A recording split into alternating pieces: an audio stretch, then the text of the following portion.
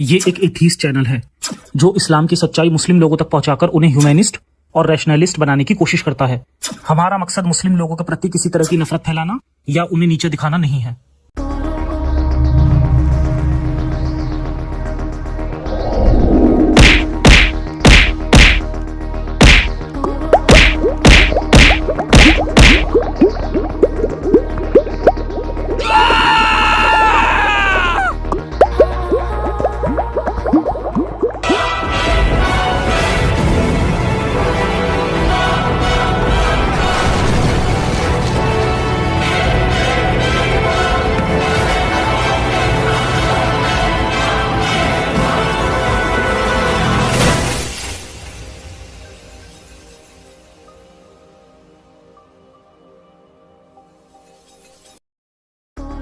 जय हिंद, जय इंसानियत। मैं हूं जफर हेरेटिक, आपका दोस्त, आपका होस्ट। ये कमेंट रिप्लाई सीरीज का 17वां वीडियो है। एक बार फिर से वीडियो बहुत ज्यादा नॉलेजेबल होने वाला है, तो वीडियो को पूरा देखिए। तो शुरू करते हैं इंसानियत के नाम से। एंडलेस इस्लाम का कमेंट, और साल में 8 लाख से ज्यादा लोग इस्लाम कबूल कर रहे हैं। शोएब भाई का भी रट्टा। अल्हम्दुलिल्लाह इस्लाम तेजी से फैल रहा है। 5 सालों में 35 लाख लोगों ने इस्लाम कबूल किया। अच्छा, इनसे गैब्रियल ने पूछा कि 5 सालों में 35 लाख ने इस्लाम कबूल किया, इस खबर का लिंक दीजिए, या तो बता दीजिए कि आपको ये खबर कहाँ से मिली, मैं सर्च कर लूंगा, थैंक्स। सोहेब भाई ने आज तक गैब्रियल को जवाब नहीं दिया। बिग स्टडी ब्रेन, एक्स मुस्लिम केवल यूट्यूब पर दिखते हैं, वरना मुस्लिम तो डेली 2 गुना बढ़ रहे हैं। वाह, क्या बिग स्टडी है। मुस्लिम डेली 2 गुना बढ़ रहे हैं, मतलब कि आज 200 करोड़ तो कल 400 करोड़, नेक्स्ट डे 8 गुना, उसके 16 गुना, 32 गुना। भैया, इस फ्रॉड की बातों में मत आना। करोड़ छोड़ो, ये हमें रोड पे ले आएगा।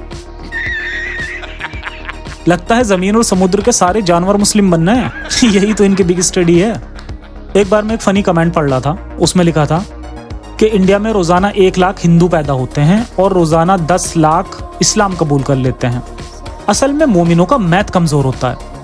मोमिनों के पास कोई फैक्ट, कोई लॉजिक नहीं होता, सिर्फ ईमान होता है। इस्लाम के नाम पे इधर उधर से जो भी सुनते हैं उसे सच मान लेते हैं। जो बातें बड़े मौलाना या मस्जिद के मौलवी कह देते हैं, मोमिन उस बकलोली को यूनिवर्सल ट्रुथ मान लेते हैं। इस्लाम के हक में हर फेक न्यूज मोमिनों के लिए यूनिवर्सल सच होता है। मान लेने का नाम ही इस्लाम है। सोचना समझना शैतान का काम है। जब मैं सर्वे दिखाकर कहता हूं कि इतने फीसदी लोग इस्लाम छोड़ चुके हैं, तो मोमिन कहते हैं ये सर्वे तेरे बाप ने करवाया। जब मोमिन कहते हैं कि इतने लोग इस्लाम कबूल कर रहे हैं, वो तब नहीं बताते कि वो सर्वे किसके बाप ने कराया। एक मोमिन का कमेंट पढ़ते हैं, बट कुछ नहीं होगा, अमेरिका और यूके में क्रिश्चियनिटी तबाह हो रही है और पर डे 5 आदमी इस्लाम कबूल कर रहे हैं। ये लो, इन मोमिन भाई को ये लग रहा है कि ये बहुत बड़ी बात है, लेकिन बेचारे का मैथ कितना कमजोर है। 2 देशों में अगर रोजाना 5 लोग इस्लाम कबूल करें, तो 1 साल में सिर्फ 1825 लोग ही इस्लाम कबूल करेंगे। मोमिन भाइयों, मैं आपको सही आंकड़े और गुड न्यूज देता हूं। 2017 के सर्वे के मुताबिक अमेरिका में हर साल औसतन 1 लाख लोग इस्लाम कबूल करते हैं, लेकिन बैड न्यूज ये है, उसी सर्वे के मुताबिक हर साल औसतन 1 लाख मुस्लिम इस्लाम छोड़ देते हैं। अब देखते हैं कि अमेरिका में कौन लोग इस्लाम कबूल कर रहे हैं। गूगल में लिखिए conversion to Islam in US prisons, या हिंदी में लिखिए कि अमेरिकी जेलों में धर्म परिवर्तन, तब ऊपर ही रिपोर्ट आ जाएगी। इसमें लिखा है कि अमेरिका की जेलों में इस्लाम फास्टेस्ट ग्रोविंग रिलीजन है। अमेरिकी जेलों में 18% मुस्लिम हैं, जबकि देश में मुस्लिम आबादी जो है वो 1% है। अमेरिका में 1% मुस्लिम हैं, तो जेलों में 18% क्यों हैं? आइए वजह जानते हैं। अमेरिका में अफ्रीकन आबादी करीब 13% है, लेकिन करीब 55% क्राइम अफ्रीकन करते हैं। इस वजह से अमेरिका में क्राइम रेट ज्यादा है। अमेरिका की जेलों में 40% अफ्रीकन हैं और वो इस्लाम कबूल कर रहे हैं। 2003 में FBI ने एस्टीमेट लगाया कि अमेरिका की जेलों में हर साल 30-40 हजार अफ्रीकन अपराधी इस्लाम कबूल कर रहे हैं। पिछले 20 सालों में यह आंकड़ा 2 गुना हो गया होगा। अमेरिका में हर साल जो 1 लाख लोग इस्लाम कबूल करते हैं, उनमें ज्यादातर अफ्रीकन और अफ्रीकन अपराधी होते हैं। इसी वजह से जेलों में 18% मुस्लिम हैं। आइए मैटर को ठीक से समझते हैं। अमेरिका में कुछ सदियों पहले अफ्रीकी लोगों को गुलाम बनाकर लाया गया था। वो मुस्लिम थे। जब गुलामी खत्म की गई तो वो ईसाई बन गए, लेकिन जुल्म और जिल्लत भरे इतिहास और नस्ली नफरत ने उन्हें हिंसक बना दिया। यही वजह से उनमें क्रिमिनल एटीट्यूड ज्यादा है। उनके एंसेस्टर भी मुस्लिम थे और अब वो नफरत की वजह से फिर से मुस्लिम बन रहे हैं। नतीजा यह है कि अमेरिका में हर साल 1 लाख मुस्लिम इस्लाम छोड़ रहे हैं और 1 लाख अफ्रीकन इस्लाम कबूल कर रहे हैं, जिनमें की ज्यादातर अपराधी हैं। अमेरिका में अब 1 से 1.5% मुस्लिम हैं। मुस्लिम चाहे तो खुश हो सकते हैं। अमेरिका में 25 से 30% एथीस्ट, एग्नोस्टिक और नॉन रिलीजियस हैं। यूके में करीब 6% मुस्लिम हैं। इस बात पे मुस्लिम खुश हो सकते हैं। लेकिन वहीं यूके में 22% नॉन रिलीजियस, एथीस्ट और एग्नोस्टिक हैं। इसलिए हम बहुत खुश हो सकते हैं। दुनिया में कोई भी रिलीजन फैल नहीं रहा, सिर्फ एथीज्म फैल रहा है और बहुत तेजी से फैल रहा है। खैर, आगे बढ़ते हैं। मोमिनों के लिए साइंस का मतलब क्या है? जितनी साइंस कुरान से निकाली जा चुकी है उतनी साइंस सही है। जो साइंस कुरान के खिलाफ है वो गलत है। मोमिनों के लिए नासा की फुल फॉर्म है नसीम अली सलीम अली या नसीम अहमद सलीम अहमद। इन्होंने जो कह दिया समझो नासा ने कह दिया। ऑफिशियल जियान सैफी का कमेंट। जियान सैफी की प्रोफाइल पिक्चर मस्त है। पहले पिक्चर देखते हैं फिर कमेंट पढ़ूंगा। वाह मेरे लाल, ऊपर से नीचे तक लाल ही लाल। भाई आपकी गजब की ड्रेस सेंस है। सैफी भाई, लाल जोड़े में अच्छे लग रहे हो लेकिन एक बात का ख्याल रखना, आसपास कोई सांड ना हो। सुना है सांड लाल रंग देखकर भड़क जाता है। आप तो पूरे लाल हैं, सांड आपका बहुत बुरा हाल करेगा, तो ख्याल रखें अपना। खैर, अब कमेंट पढ़ते हैं। That is propaganda. झूठ को सच और सच को झूठ। असलियत कैसे छुपाता है, झूठ को सच कैसे बताता है। मरने के बाद तुझे भी मुंह दिखाना है। हर नफ्स को मौत का मजा चखना है। कुल्लू नफ्सिन जायकतुल मौत। कहां तक भागेगा, तुझसे भी सवाल होंगे और वो सब देख रहा है। वो भूलने वालों में से नहीं है। जियान जी, जिस टाइप का आपका ड्रेसिंग सेंस है, कमेंट भी उसी टाइप का है। अगर मैं झूठ बोलता हूं तो मोमिनों को लिखना चाहिए कि वीडियो में कौन सा झूठ बोला। आपकी तरह बहुत सारे मोमिन लिखते हैं कि मरने के बाद अल्लाह सवाल पूछेगा तो क्या जवाब दोगे। ऐसे सवाल पूछने वालों से एक सवाल है, जब कयामत आएगी उसके बाद ही सवाल पूछे जाएंगे। अरबों लोग मर चुके हैं, जब तक कयामत होगी तब तक खरबों लोग मर चुके होंगे। मान लीजिए कि अल्लाह हर बंदे से सिर्फ 5-6 मिनट सवाल पूछेगा। अगर अल्लाह दिन रात बिना आराम किए सवाल पूछता रहे तो भी 1 साल में सिर्फ 1 लाख से ही सवाल पूछ पाएगा। 1 करोड़ से पूछेगा तो 100 साल लग जाएंगे। 100 करोड़ से पूछेगा तो 10,000 साल लग जाएंगे। अगर 100 अरब लोगों से अल्लाह सिर्फ 5-6 मिनट भी सवाल पूछेगा तो 10 लाख साल सिर्फ सवाल पूछने में लग जाएंगे। वेटिंग रूम में बैठे या लाइन में खड़े लाखों साल बीत जाएंगे। मोमिन भाइयों, अल्लाह को मैनेजमेंट नहीं आता, उसे खुद सवाल पूछने की क्या जरूरत है। लाखों फरिश्ते हैं, उन्हें काम बांट देना चाहिए। वैसे भी जब सब देख रहा है, सब जानता है, तो सवाल पूछने की क्या जरूरत है। जन्नत और जहन्नुम में सीधे एंट्री दे देनी चाहिए। असल में अल्लाह का जन्म 1400 साल पहले अरब में हुआ था। तब लोग मैनेजमेंट नहीं जानते थे, इसीलिए अल्लाह भी नहीं जानता था। अंकुश फिल्म का एक गीत याद आ गया, ऊपर वाला क्या मांगेगा और हमसे कोई जवाब, भारी पड़ेगा कहना सुनना हमसे अरे जनाब। जवाब तो हम मांगेंगे, हिसाब तो हम मांगेंगे। अफसोस कोई ऊपर वाला नहीं है। सारे जवाब, सारे हिसाब जिंदगी में देने पड़ते हैं। मर गए तो सारे सवाल, जवाब, हिसाब सब खत्म। बचती है तो सिर्फ लाश। उसे जला दो, दफना दो या जानवरों को खिला दो, कोई फर्क नहीं पड़ता। गिब्राइल जी कहते हैं, इंसान अपने किरदार, व्यवहार और विचारों से अपनी जन्नत या जहन्नुम बनाता है और वो उसके अंदर होती है। इंसान उसके साथ जीता है। मरने के बाद सब खत्म। अच्छा इंसान मरने के बाद भी लोगों की यादों में जिंदा रहता है, बुरा इंसान मर जाता है।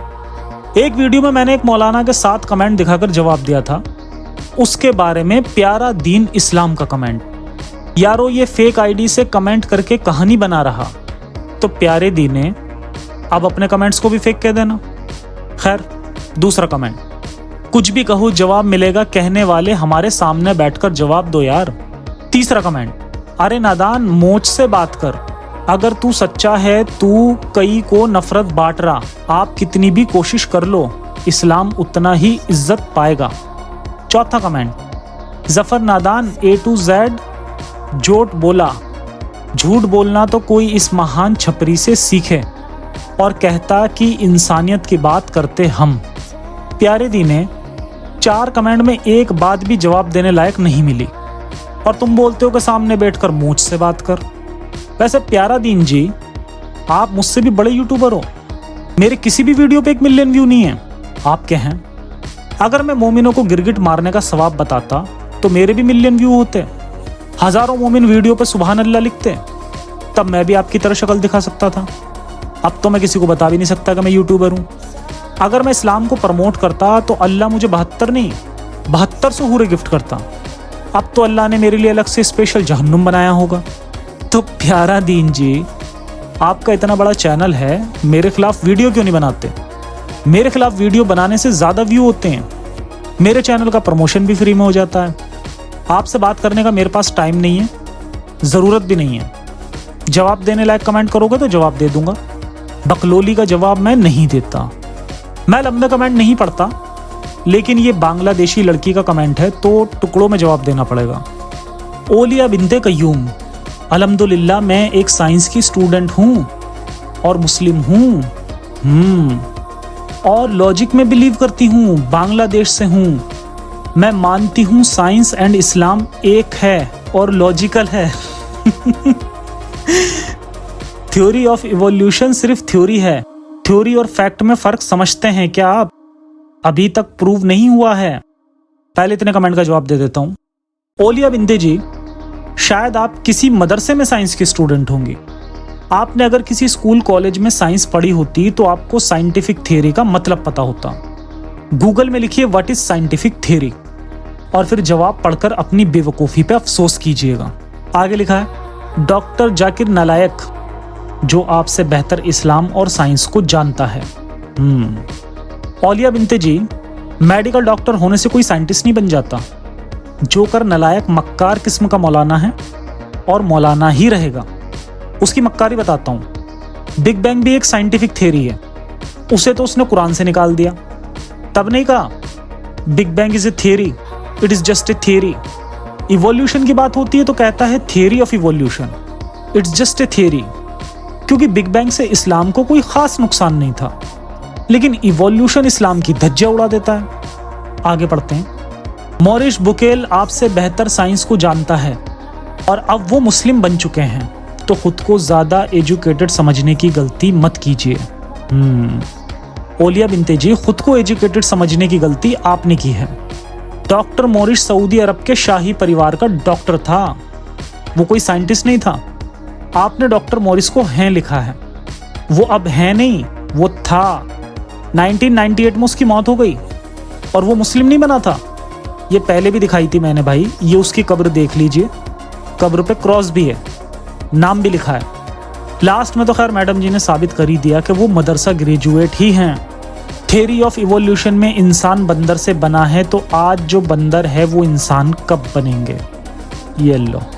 ओलिया बिन्ते जी, जो भी ये सवाल करता है कि अगर इंसान बंदर से बने हैं तो बंदर इंसान क्यों नहीं बनते, ऐसे सवाल पूछने वाला साबित कर देता है कि उसे इवोल्यूशन का कुछ भी अता पता नहीं है। ओलिया बिन्ते जी, जितना टाइम लगाकर आपने ये कमेंट लिखा है, उतनी देर में इवोल्यूशन का कोई वीडियो देख लेती तो आपको कम से कम बेसिक बातें ही समझ आ जाती। जिस सब्जेक्ट की बेसिक नॉलेज ना हो उस पर डिबेट करने से बंदा बेवकूफ़ साबित हो जाता है। 2013 के एक सर्वे के मुताबिक बांग्लादेश के 54% लोग इवोल्यूशन को सच मानते थे। पिछले 10 साल में 10% बढ़ गए होंगे। बांग्लादेश में इस्लाम की उल्टी गिनती चालू है। ओलिया बिन्ते जी, नेक्स्ट कमेंट का रिप्लाई भी सुन लीजिए, शायद अकल पे लगा अल्लाह ताला का ताला खुल जाए। शेख बादशाह का कमेंट, साइंस मजहब इस्लाम को मजबूती देता है। ज्यादातर साइंटिस्ट थ्योरी ऑफ इवोल्यूशन को नहीं मानते, थ्योरी ऑफ क्रिएशन को मानते हैं। तुम एक बेवकूफ हो, दूसरों को बेवकूफ मत बनाओ। इस्लाम एक सच्चा दीन है, घर वापसी करो मेरे भाई। शेख बादशाह जी, ये बात आपको किसी मौलाना नहीं बताई होगी कि ज्यादातर साइंटिस्ट थ्योरी ऑफ इवोल्यूशन को नहीं मानते बल्कि थ्योरी ऑफ क्रिएशन को मानते हैं।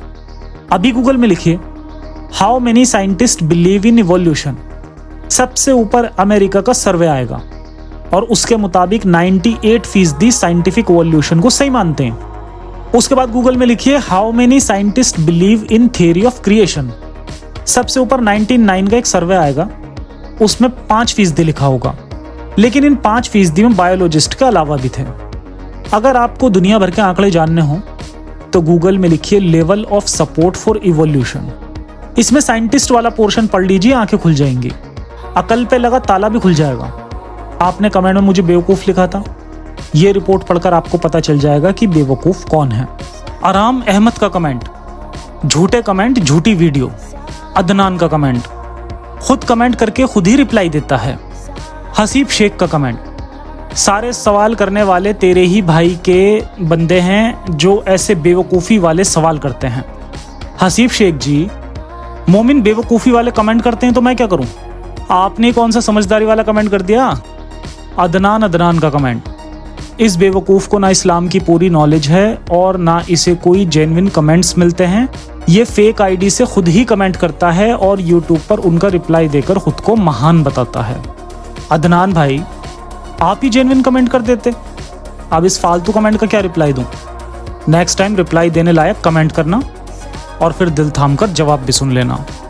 अशरफ अली का कमेंट, सब कमेंट्स फेक नाम फेक अकाउंट से हैं। वाओ, अच्छा प्रोपेगेंडा है यार, आपका सही है, मतलब बेशर्मी की हद है यार। अशरफ खान जी, आपने सही लिखा, बेशर्मी और बेवकूफ़ी की हद है यार। ऐसे कमेंट पढ़कर एक बात याद आ गई। अल्बर्ट आइंस्टाइन ने कहा था यूनिवर्स और बेवकूफ़ी की कोई हद नहीं हो सकती। इब्राहिम जी कहते हैं जहाँ बेवकूफ़ी की हद होती है वहीं से अंधा अकीदा शुरू होता है। अंधे अकीदे वाले साबित करते हैं कि बेवकूफ़ी का हमेशा नेक्स्ट लेवल होता है, बेवकूफ़ी की कोई हद नहीं होती। अजीब नाम से एक मोमिन का कमेंट, ऐ मुस्लिम दोस्तों, इस कमीना की बातों में नहीं आना प्लीज़, खुदा के वास्ते, ये सबके ईमान की धज्जियाँ उड़ा रहा है।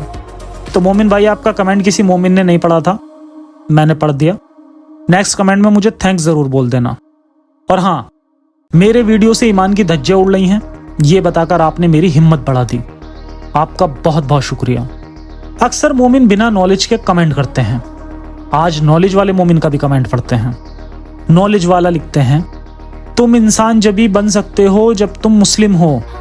इंसान फर्स्ट क्लास और मुस्लिम PDH, ये फ़र्क है।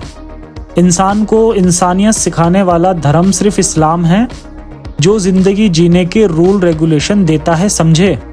नॉलेज वाला जी, आपकी बाकी बातें तो समझ गया, सिर्फ एक बात नहीं समझा। आपने लिखा कि इंसान फर्स्ट क्लास का स्टूडेंट है और मुस्लिम PDH है। ये PDH कौन सी डिग्री होती है? मैंने PhD का नाम सुना है लेकिन PDH का नाम नहीं सुना। क्या ये डिग्री मदरसे में मिलती है? नेक्स्ट कमेंट में बस इतनी नॉलेज दे देना, थैंक यू। नॉलेज वाला की नॉलेज का एक और नमूना, दुनिया की शराब नुकसान देती है, जो जन्नत की शराब की बात हो रही है वो नुकसान वाली शराब की बात नहीं हो रही। वो बॉडी को हार्म नहीं करेगी, वो अलग होगी, समझो ब्रो। आपकी बात समझ गया ब्रो, थोड़ा और समझा दीजिए। दुनिया में शराब हराम क्यों है? नशे की वजह से या हेल्थ की वजह से? अगर हेल्थ की वजह से शराब हराम है तो ऐसी शराब जो सेहत का नुकसान नहीं करती वो तो हलाल होनी चाहिए। वैसे भी थोड़ी मात्रा में शराब पीना नुकसान नहीं होता, ज़्यादा पियोगे तो दूध भी नुकसान करता है। जन्नत में सब कुछ ज़्यादा है, नुकसान तो होगा भाई। खैर, मैं दुआ करूँगा कि आप जैसों को अल्लाह जल्दी जन्नत नसीब करें ताकि आप शराब, कबाब और शबाब का मज़ा ले सको, आमीन। आज के लिए इतनी डोज काफ़ी है, जल्द मिलते हैं नए वीडियो के साथ। आइए सब मिलकर ब्लाइंड फेथ और कट्टरता को ख़त्म करें, तभी इंसानियत की जीत होगी। सलामत रहें, इंसानियत हाफिज़।